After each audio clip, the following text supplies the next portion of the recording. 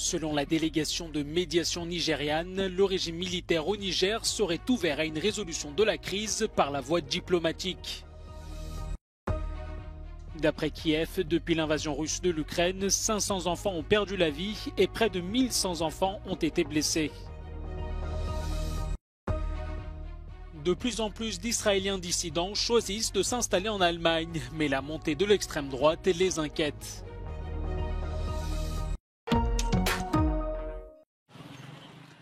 Le régime militaire au Niger s'est dit ouvert à une résolution de la crise par la voie diplomatique, a rapporté dimanche le chef d'une délégation de religieux nigérians. Cette délégation en provenance du Nigeria est arrivée samedi à Niamey où elle a plaidé en faveur d'un dialogue. Dans un communiqué, le chef de la délégation a déclaré que le général Abdourahmane Tiani aurait annoncé que sa porte était ouverte pour explorer la voie de la diplomatie et de la paix afin de résoudre la crise au Niger.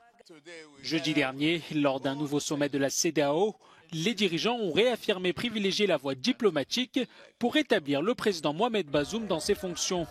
Mais ils ont également ordonné une mobilisation et un déploiement d'une force d'intervention. Au Niger, les putschistes justifient le coup d'État du 26 juillet par la dégradation sécuritaire dans le pays, minée par la violence de groupes djihadistes.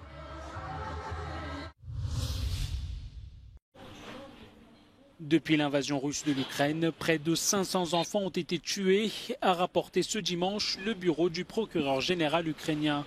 Selon cette même source, environ 1100 enfants ont également été blessés. Les autorités ukrainiennes précisent toutefois que ces chiffres sont incomplets en raison de la difficulté à recueillir des données dans les zones occupées par les forces russes. Selon le ministère ukrainien de la Défense, la plupart des enfants ukrainiens tués ou blessés se concentrent dans l'est du pays.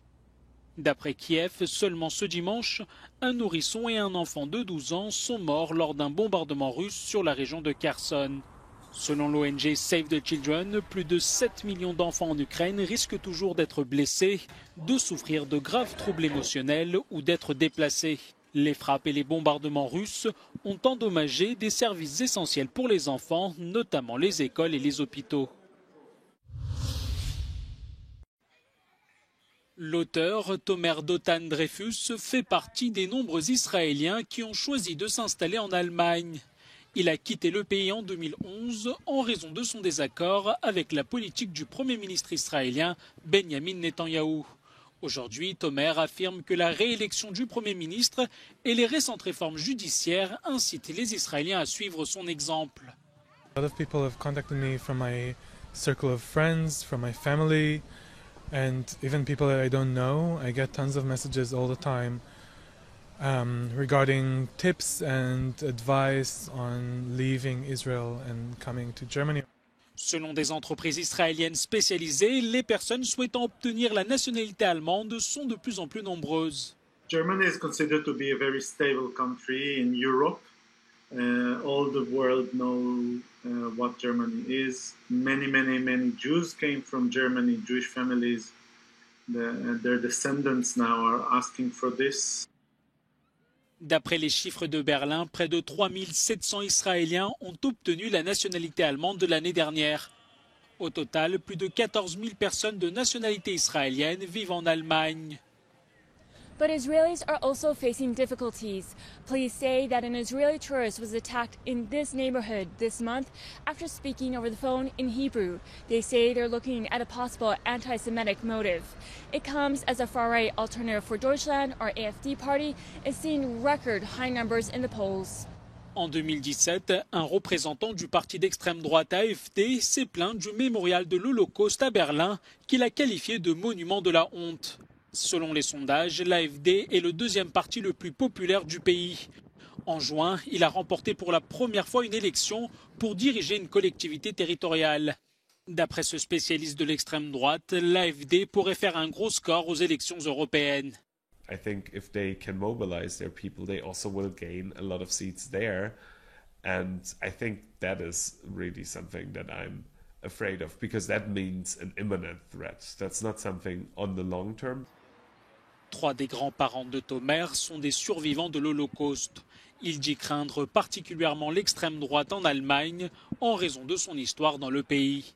Rise of the far right in Germany is frightening to me as a Jew and as an immigrant.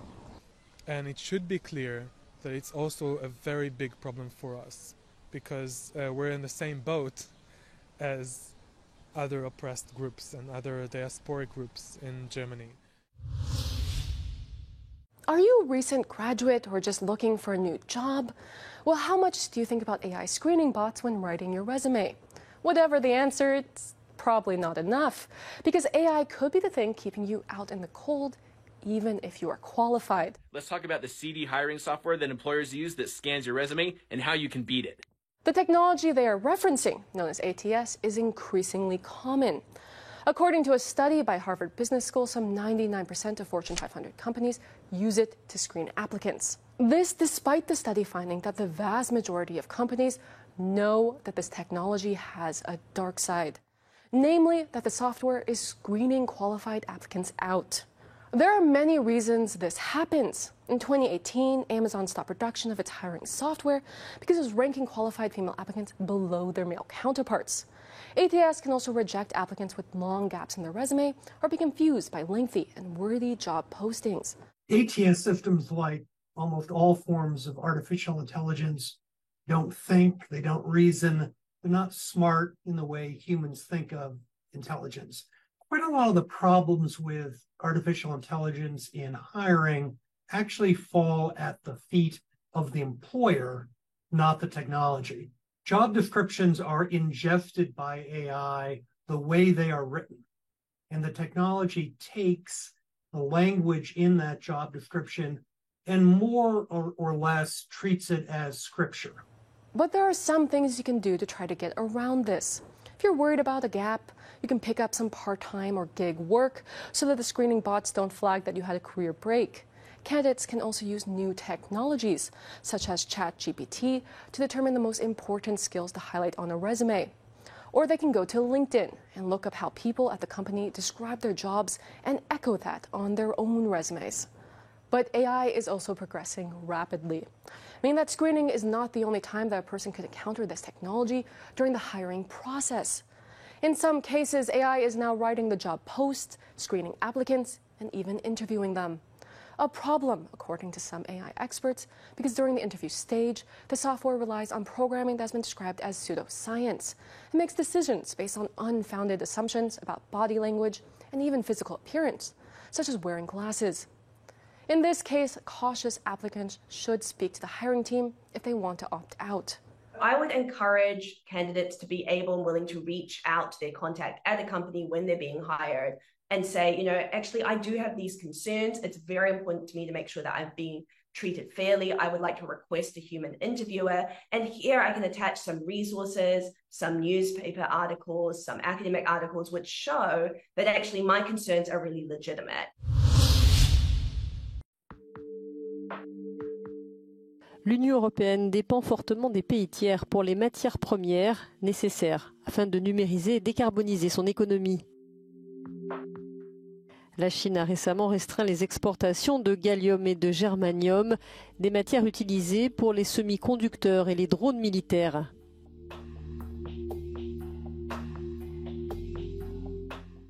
Trouver d'autres fournisseurs est un défi, alors que la Chine domine le marché des minéraux et des terres rares.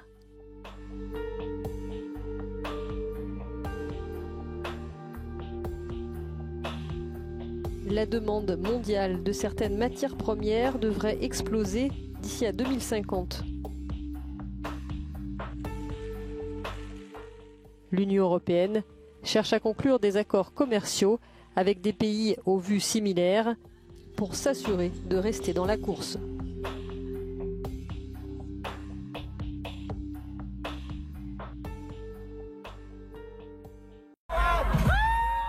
Le festival Sziget, le plus grand événement musical en Hongrie, prend position contre l'invasion russe de l'Ukraine.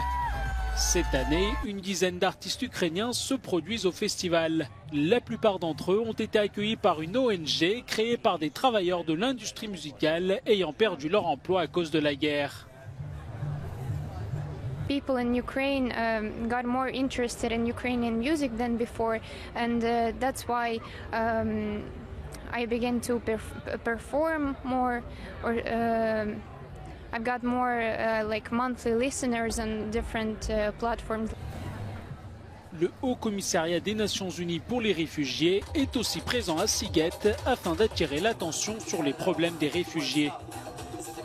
Már nem arról van szó, hogy a határon vagy különböző ilyen gyülekező pontokon kell ételt vagy takarókat osztani. Most már arról van szó másfél év elteltével, hogy segíteni kell a menekülteknek beilleszkedni, integrálódni a társadalomba, hiszen mindenki láthatja, alig ha lehet bárkinek kétsége afelől, hogy ez a háború még sokáig el fog tartani. Il y a aussi des Russes parmi les festivaliers. A tavalyi évvel ellentétben idén nincsenek orosz fellépők a fesztiválon, de az orosz vendégeket most is szívesen látják, amit mi sem bizonyít jobban, mint hogy a bejáratnál most is ki van rakva az ország zászlaja.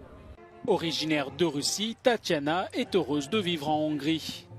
I moved here for work and I feel Hungary is a very welcoming country. I don't have any issues. Une chose est sûre, le festival Sziget a suffisamment de place pour accueillir les drapeaux russes et ukrainiens. L'Italie, championne d'Europe 2021, n'a plus de sélectionneur. À la surprise générale, Roberto Mancini a présenté sa démission. La Fédération italienne de football a indiqué qu'elle avait pris acte de la décision du sélectionneur dans la soirée de samedi. Les raisons de son départ n'ont pas été précisées. La Fédération prévoit d'annoncer le nouveau sélectionneur dans les prochains jours. Malgré la non-qualification à la dernière Coupe du Monde, Roberto Mancini restera comme celui qui a offert à l'Italie son deuxième sacre européen en battant en finale l'Angleterre à domicile.